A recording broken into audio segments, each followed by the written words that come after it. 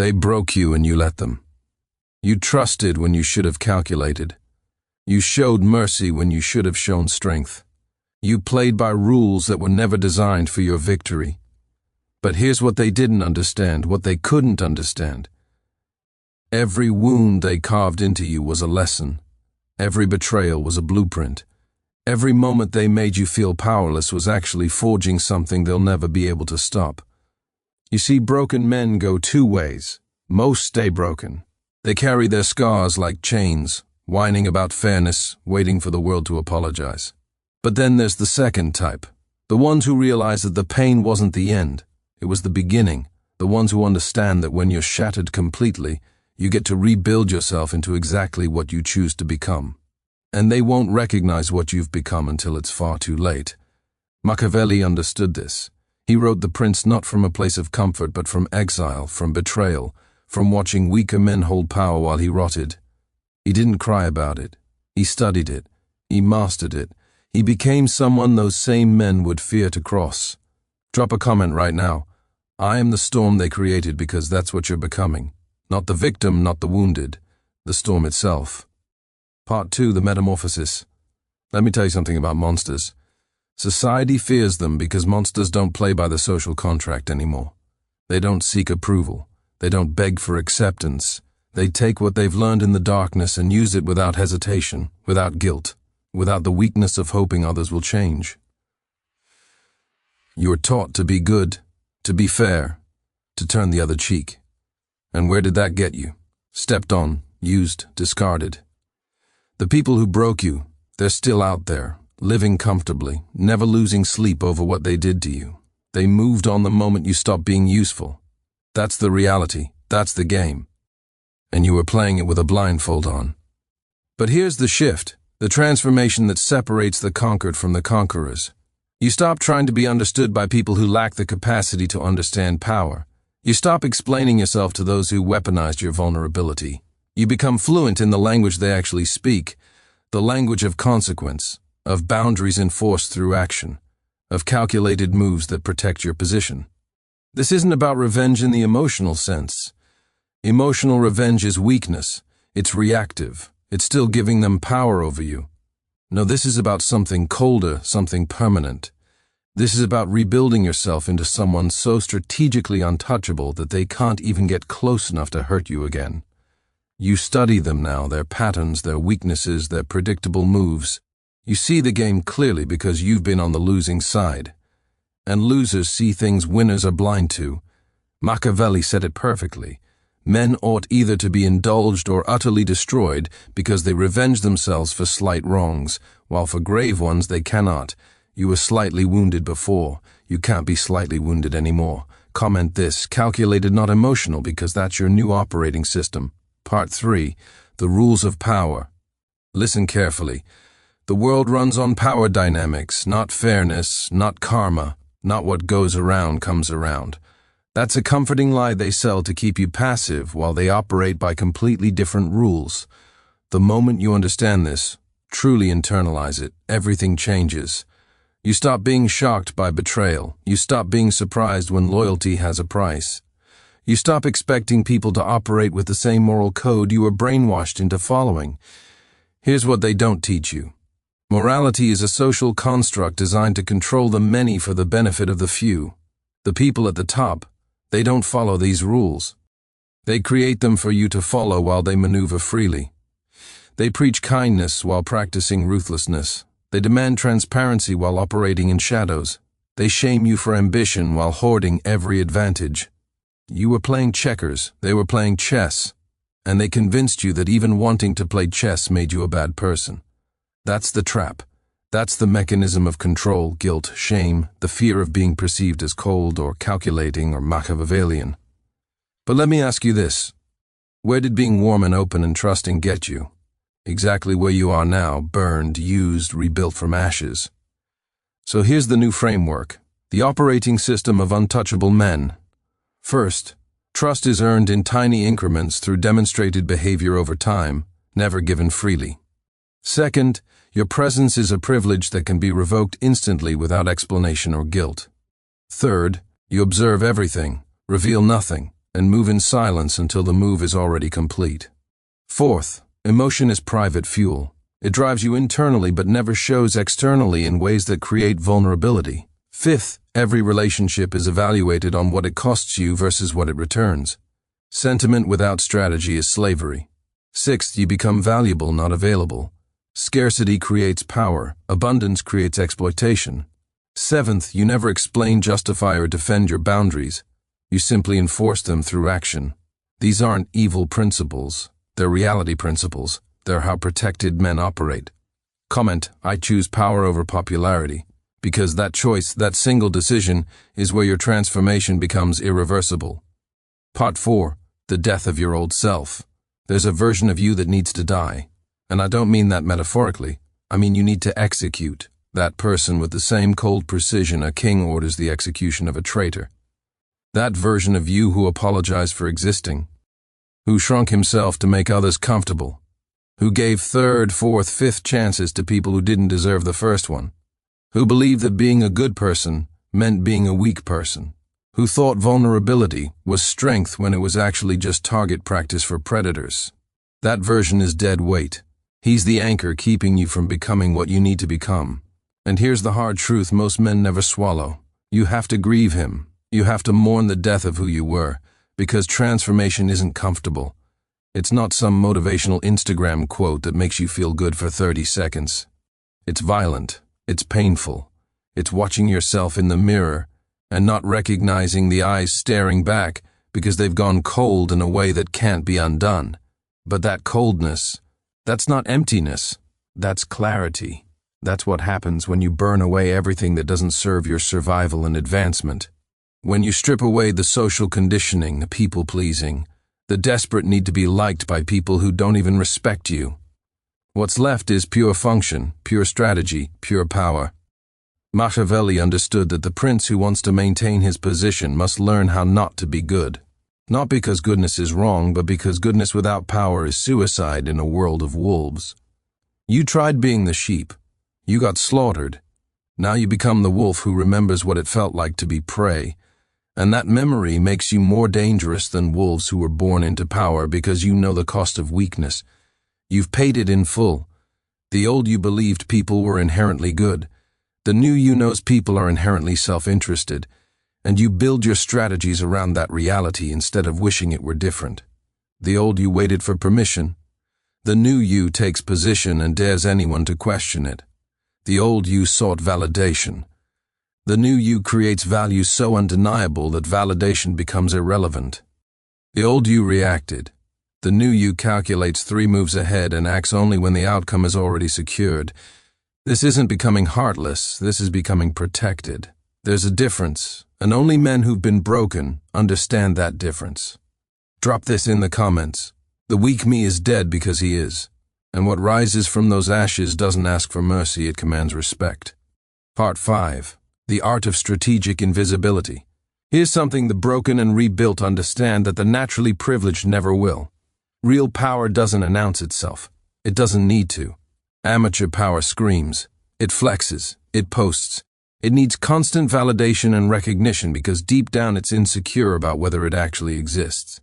But elite power, strategic power, it moves in absolute silence until the move is already complete and irreversible. You've been broken. You know what it's like to be exposed, to have your vulnerabilities mapped and exploited. So now you do the opposite. You become a closed system. You share nothing that can be used against you. You reveal no dreams that can be poisoned. You show no attachments that can be leveraged. You become a mystery even to people who think they know you. This is where Machiavellian strategy becomes your greatest weapon. Let them underestimate you. Let them think you're still the same person they broke. Let them believe you're harmless, defeated, no longer a threat. While they're comfortable in that delusion, you're 10 moves ahead, building resources they don't see, forming alliances they don't know about, developing skills they have no idea you possess.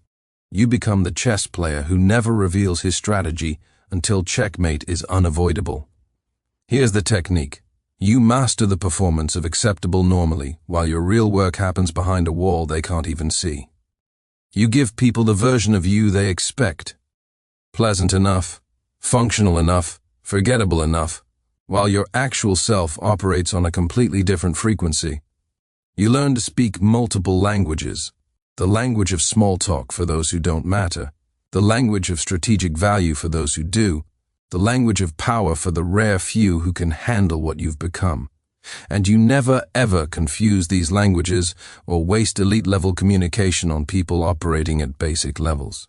You also master something most people are terrible at: reading rooms, reading hierarchies, reading the invisible power structures in every environment you enter. You identify who actually has influence versus who just has titles. You see who controls resources versus who just controls conversations.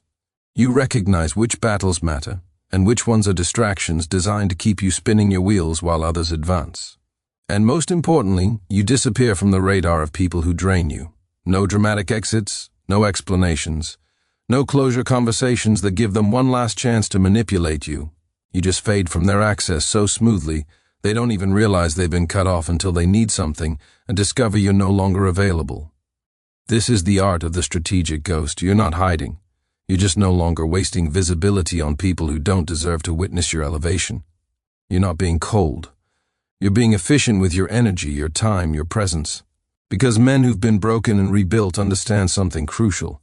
Your attention is your most valuable resource, and you don't owe it to anyone. Comment this phrase: silent moves, loud results. Because that's the signature of someone who's transcended the need for external validation and entered the realm of self-determined power. Part 6: The Weaponization of Knowledge. Now we enter the phase where everything shifts from defense to offense. You've rebuilt yourself. You've gone silent. You've become strategically invisible. But transformation without application is just philosophy, and philosophy without execution is just entertainment. So here's where you become dangerous in the way that actually matters, through knowledge weaponized into strategic action.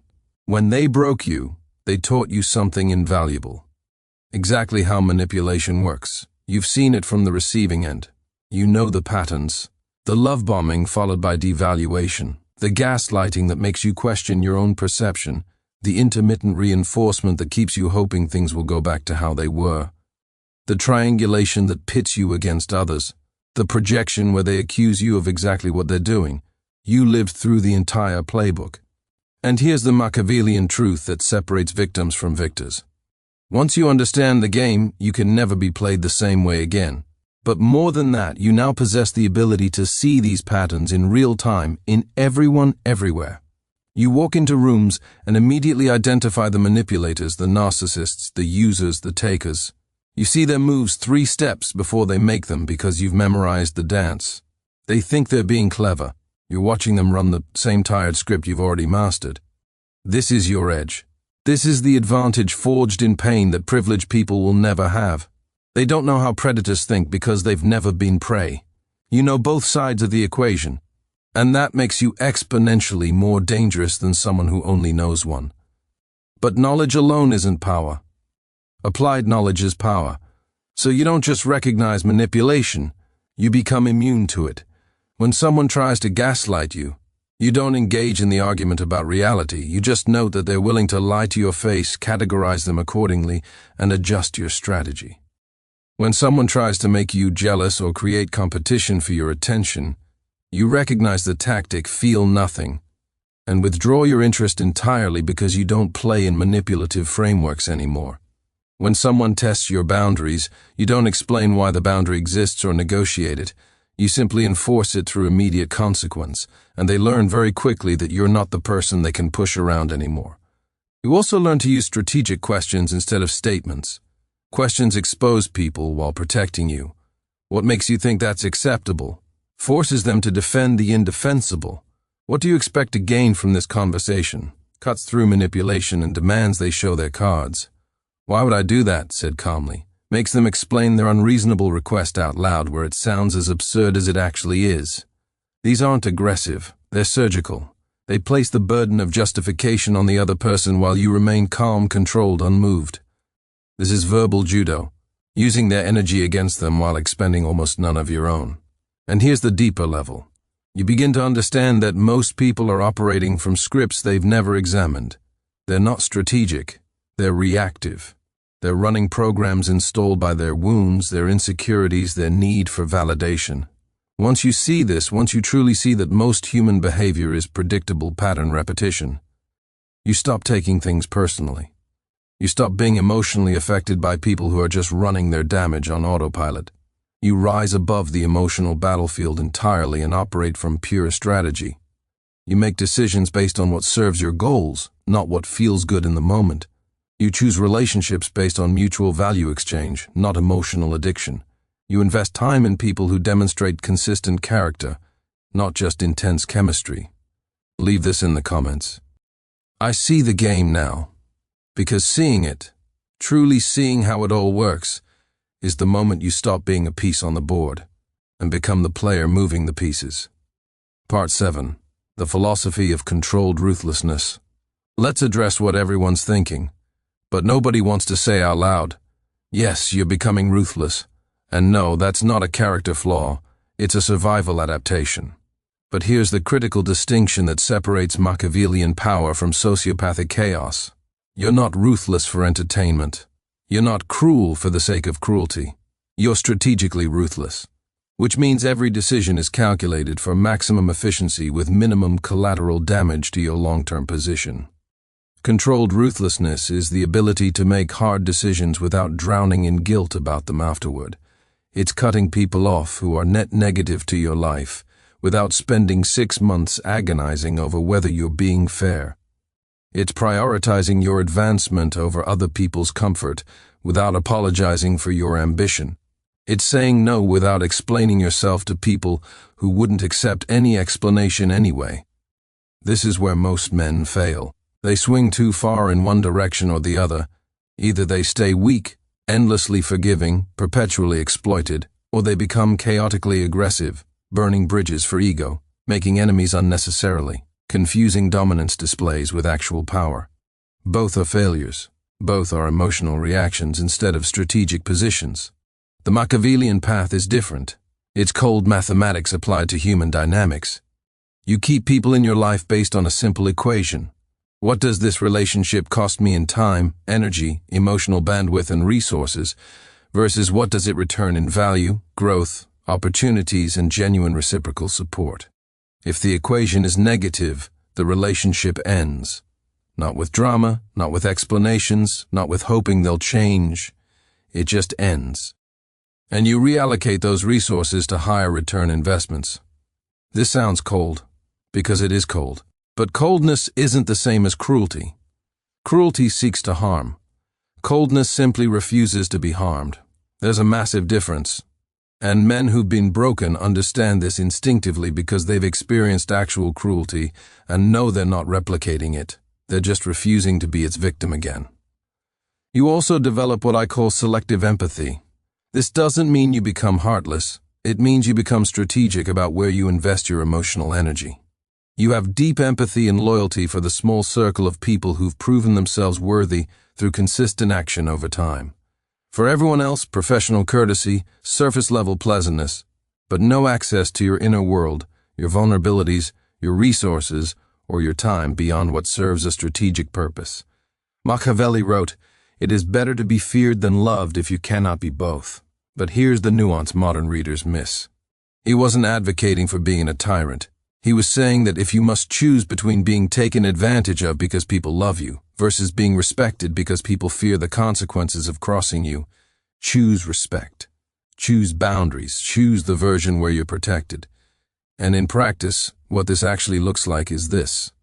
The people in your inner circle love you because you're loyal, generous, and present for those who've earned it. Everyone else fears you, not because you're aggressive, but because they've learned that you're unmovable when it comes to your boundaries, unmanipulatable when it comes to your decisions, and unforgiving when it comes to betrayal. You don't give second chances to people who showed you exactly who they are the first time. You don't negotiate with manipulators. You don't explain yourself to people who've already demonstrated they'll weaponize anything you share. You simply remove access and move forward without looking back. This is controlled ruthlessness. This is strategic elimination of threats and drains. This is how you build an empire, whether that empire is a business, a life, or just an unshakable sense of self that nobody can ever take from you again. And here's what's beautiful about this approach. The right people aren't scared off by your boundaries. They respect them. They appreciate that you're a man who knows his worth and protects it. The wrong people, they self-select out of your life the moment they realize they can't exploit you, which saves you years of wasted time and energy. Drop this in the comments. Ruthless with purpose. Because purpose is what separates the strategic from the savage, the powerful from the merely violent, the Machiavellian from the merely broken. Part 8, the reconstruction of identity. Here's where we go deeper than tactics and strategy. Here's where we talk about who you actually are now. Because the person you were before they broke you, he's gone. And the person you're becoming, he's someone entirely new. Not better, not worse. Just fundamentally different in ways that can't be undone. This is the part nobody talks about in the revenge fantasies and the power podcasts. They talk about winning. They talk about dominating. They talk about showing everyone who doubted you. But they don't talk about the isolation that comes with transformation. They don't talk about looking around and realizing you can't have the same conversations anymore. You can't laugh at the same jokes. You can't tolerate the same surface-level relationships. You've seen too much. You know too much. You've rebuilt yourself at a frequency that most people don't even know exists. And that creates distance. Not because you're better than anyone, but because you're operating in a different reality now. You see the patterns, you see the games, you see the manipulation in conversations that used to seem normal. You see the weakness in behaviors you used to participate in. And once you see it, you can't unsee it. You can't go back to being naive. You can't pretend you don't notice. You can't force yourself to care about things that don't matter when you've been through things that almost destroyed you. This is the loneliness of elevation. And it's real. It's the price you pay for becoming untouchable. Because untouchable doesn't just mean others can't hurt you. It also means they can't reach you. Not really. Not at the level where you actually exist now. But here's the reframe that makes this bearable. You're not losing anything real. You're losing illusions. You're losing fake connections that felt like relationships, but were actually just transactional arrangements where you gave more than you got. You're losing people who only liked the version of you that served them. You're losing access to a version of the world that was never actually real. It was just a comfortable lie you believed before reality showed you the truth. And what you gain in exchange, unshakable self-reliance, the knowledge that you can be broken and still rebuild, the confidence that comes from knowing you don't need anyone to complete you because you've already survived the worst and come out stronger. The clarity of knowing exactly who you are, what you stand for, and what you will and won't tolerate. This is identity reconstruction. This is building yourself from the foundation up with intention instead of just accepting whatever personality formed through unconscious social conditioning. You decide your values now, not based on what you were taught, not based on what's popular, not based on what gets you liked, based on what's actually true, what actually works, what actually protects you and advances your position. And yes, some of those values will make people uncomfortable. Your boundaries will offend people who benefited from you having none. Your standards will alienate people who can't meet them. Your silence will frustrate people who are used to you explaining yourself. Your absence will anger people who took your presence for granted. Good. Let them be uncomfortable. Let them be offended. Let them be frustrated and angry. Their emotions about your transformation are not your responsibility. You are not obligated to stay small so others can feel comfortable. You are not required to stay broken so they don't have to face what they did to you. You are not responsible for managing the feelings of people who didn't care about yours when they were using you. This is where masculine stoicism becomes your armor. You feel everything, the anger, the grief, the loneliness, the cold satisfaction of becoming powerful. But you process it internally. You use it as fuel. You don't perform it for an audience. You don't need validation for your journey because the results speak louder than any explanation ever could. People will watch you change and they won't understand it. They'll say, "You've become cold." They'll say you've changed, for the worse. They'll say you're not the person you used to be. And you'll look at them with those new eyes, those cold, clear, calculating eyes, and you'll think, exactly. That was the whole point. Because the person you used to be got destroyed. And the person you are now, he's built to make sure that never happens again. Not through aggression. Not through revenge. through strategic positioning so superior that threats can't even get close enough to matter, through value creation so undeniable that you don't need anyone's permission or approval, through self-mastery so complete that external chaos can't touch your internal peace. Comment this: I built myself for war because you did. Not a war against others, a war against ever being that vulnerable, that exploitable, that breakable again. And in that war, you've already won. Part 9, the legacy of the transformed. So what do you do with all this power you've built? What's the endgame of becoming untouchable? Because if transformation stops at self-protection, you've only completed half the journey. You become defended, but not dangerous. You become safe, but not significant. And men who've been broken and rebuilt aren't meant for safe, quiet lives. They're meant to build empires that outlast them. Here's the final evolution. You take everything they tried to destroy in you and you weaponize it into creation. You take the pain and turn it into productivity. You take the betrayal and turn it into business acumen. You take the isolation and turn it into focused execution. You take the anger and turn it into unstoppable momentum. Every wound becomes a resource. Every scar becomes a story. Every moment they tried to break you becomes proof that you're unbreakable. This is alchemical transformation, turning the lead of suffering into the gold of achievement. And this is where you separate yourself from everyone who's ever doubted you, used you, or discarded you. Not by talking about it, not by posting about it, not by needing them to see it, by building something so undeniable that it exists independent of their acknowledgement. You create value in the world. Real value, not just money, though money is a natural byproduct of value creation, but actual contribution that makes you irreplaceable in your domain. You become the person people need, the one they call when it matters, the one whose name carries weight in rooms you're not even in. And you do this not for validation, but because men of power understand that legacy is the only thing that matters. Your feelings are temporary, your comfort is temporary, your revenge fantasies are temporary. But what you build, what you create, the systems you establish, the people you elevate who deserve it, the work you produce that outlives you, that's permanent. That's how you win the long game. Machiavelli's actual legacy wasn't his political career. It was his writing. The very system that exiled him and tried to destroy him is forgotten, but his ideas still shaping how power operates 500 years later. That's the ultimate revenge. Not destroying your enemies, outlasting them, building something so significant that generations from now, your name still means something while theirs are dust. And here's what's critical. You don't build this legacy trying to prove anything to the people who broke you.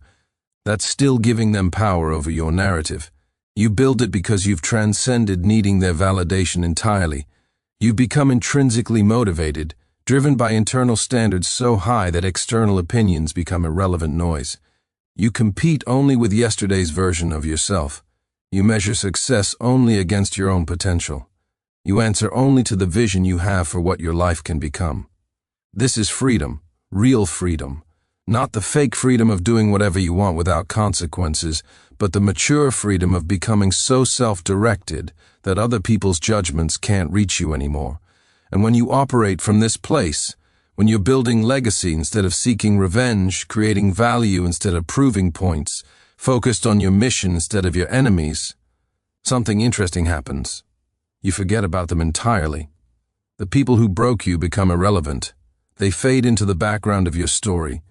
Minor characters in a narrative that became much bigger than they could ever touch. They wanted to be the ending of your story. Instead, they became the catalyst for its greatest chapter. Drop this phrase, "They made me, now watch me build." Because that's the transition from victim to victor, from wounded to warrior, from someone who was broken to someone who breaks limitations and builds empires on the other side of pain. Part 10, the final transmission. So, here we are, the end of the transmission. But really, it's just the beginning of your actual work, because everything I've told you is just information until you apply it. Just words until you become it. Just philosophy until you execute it in the real world where it actually matters. You've got a choice to make right now. And it's the same choice every man who's been broken has to make. Do you stay in the story of what happened to you, or do you become the author of what happens next? Do you keep replaying the betrayal, the pain, the moments they made you feel powerless, or do you take all of that, compress it into fuel, and become something they never saw coming? Most men choose comfort. They choose familiarity. They choose the known pain of staying broken over the unknown challenge of rebuilding. And that's fine. That's their path. But you're still here. You're still listening. Which tells me you're not most men. You're the type who takes the hard road because you know the easy road leads nowhere worth going. You're the type who'd rather be feared and respected than liked and used. You're the type who understands that power isn't given. It's taken through relentless self-development and strategic positioning. So take it. Take everything I've given you in this monologue and forge it into action. Become the silent operator. Become the strategic ghost. Become the man who reads the room, controls the frame, and moves 3 steps ahead while everyone else is still reacting to what already happened. Become untouchable, not through aggression, but through excellence, not through cruelty, but through standards so high that weak people self-eliminate from your life. Not through revenge, but through building something so powerful that your success becomes the only response they'll ever get. And remember this is critical. They don't get to see the transformation. They don't get progress updates. They don't get explanations. They just wake up one day, 5 years from now, and realize you're operating at a level they can't even comprehend. And by then, you won't even remember their names because you'll be too busy building your empire, protecting your peace, and living at a frequency where their existence doesn't register anymore. That's the Machiavellian revenge, not destruction, transcendence. They broke you once. You became the monster they created. But that monster, he doesn't destroy. He builds, he dominates, he wins, not just once, not just against them, but consistently, strategically, permanently. You are the storm they created, and storms don't apologize. They don't explain. They just move with unstoppable force, reshaping everything in their path. Leave one final comment. The transformation is complete. Now, if this resonated with you, if you felt this in your core, hit that like button, subscribe to Machiavellian Mind because we're just getting started on this journey to untouchable power. And turn on those notifications so you never miss the next transmission. The weak stay broken, the strong rebuild. But the Machiavellian, we become legends. Welcome to the other side.